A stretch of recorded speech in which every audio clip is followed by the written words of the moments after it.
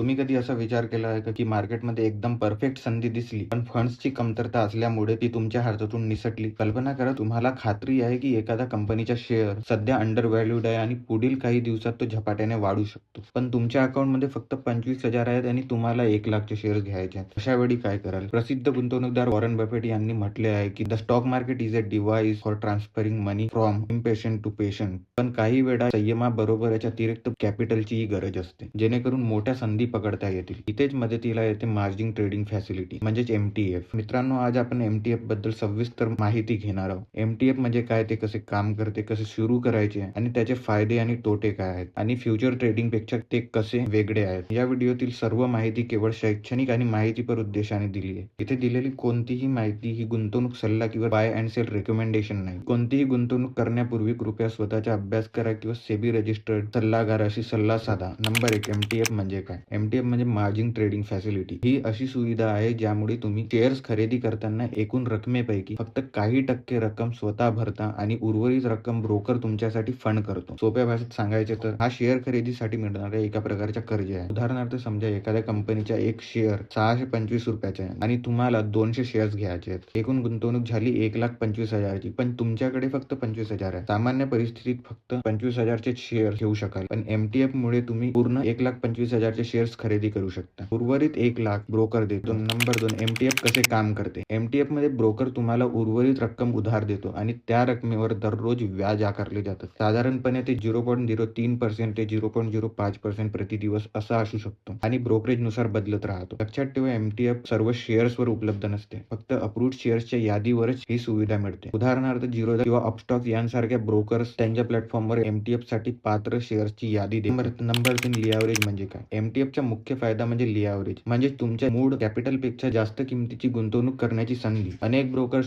2x ते 5x पर्यंत leverage देतात. उदाहरणार्थ तुमच्याकडे 25,000 असतील आणि 5x लिव्हरेज मिळत असेल तर तुम्ही 1,25,000 पर्यंत गुंतवणूक करू शकता. यामुळे तुमची खरेदी क्षमता वाढते आणि योग्य वेळी योग्य निर्णय घेतल्यास रिटर्न खूप वाढू शकतात. नंबर 4, MTF कसे सुरू करावे? उदाहरण म्हणून आपण अपस्टॉकचा विचार करूया. MTF सुरू करण्यासाठी सर्वात अगोदर तुम्हाला ब्रोकरच्या प्लॅटफॉर्मवर लॉग इन करावं लागेल.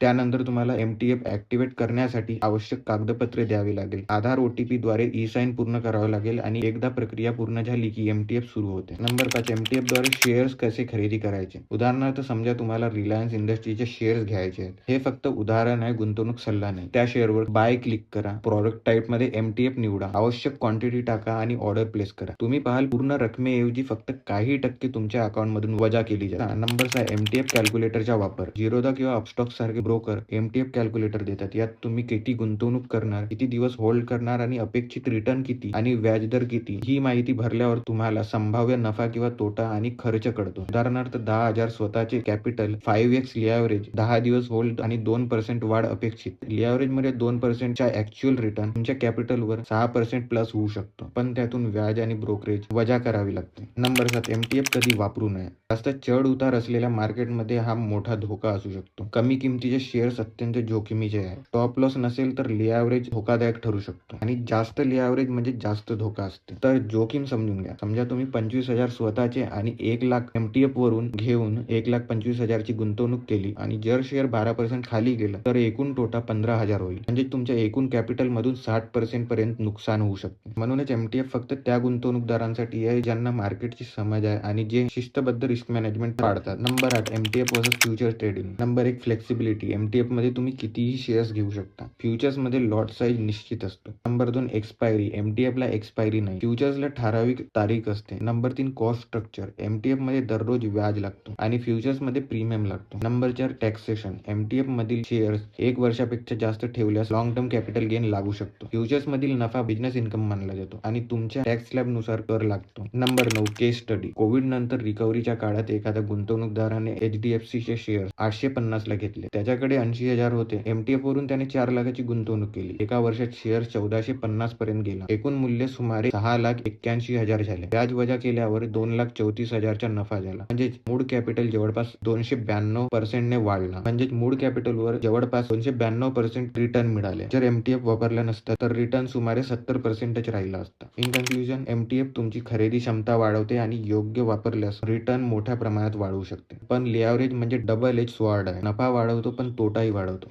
बरोदा किंवा अपस्टॉक सारख्या ब्रोकरकडे युजर फ्रेंडली प्लॅटफॉर्म्स असतात आणि MTF कॅल्क्युलेटर सारखी साधने उपलब्ध आहेत. पण अंतिम निर्णय घेण्याआधी स्वतःचा अभ्यास करा, रिस्क टॉलरन्स आणि आर्थिक स्थिती तपासा. मार्केटमधील संधी पकडणे महत्त्वाचे आहे, पण जबाबदारीने गुंतवणूक करणे त्याहूनही जास्त महत्त्वाचे आहे. MTF शक्ती देते, पण शिस्त पण मागते. So thanks for watching this video. Please like, subscribe. This is Ashish over and out.